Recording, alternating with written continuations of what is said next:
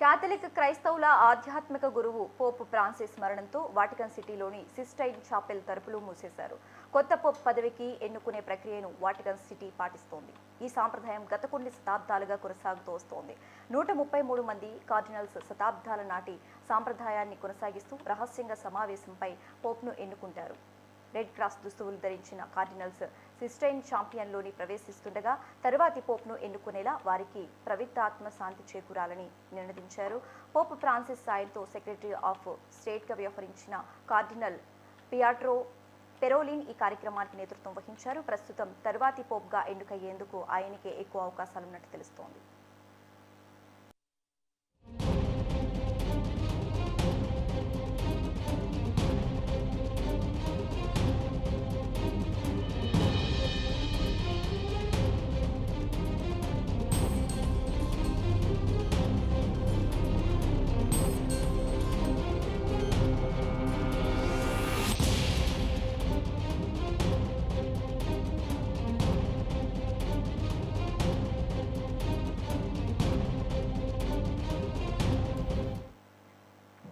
Cardinal పియాట్రో పెరోలిన్ నేతృత్వంలో సరైన నాయకుని ఎన్నుకునేందుకు ప్రార్థనలు చేయగా పోపు ఎన్నిక ప్రక్రియలో 70 దేశాలకు చెందిన 130 మంది కార్డినల్స్ పాల్గొన్నారు. ఎన్నికల సమయంలో వారు పూర్తిగా బాహ్య ప్రపంచంతో సంబంధాలు లేకుండా ఉంటారు. సమావేశానికి ముందే చర్చల సమాచారాన్ని బయటకు రాకుండా చూసేందుకు వారి మొబైల్ ఫోన్లు స్వాధీనం చేసుకున్నారు. అంతేకాకుండా వాటికన్ పరిసరాల్లో జామర్లు ఏర్పాటు చేసి కమ్యూనికేషన్ను పూర్తిగా నిలిపివేశారు.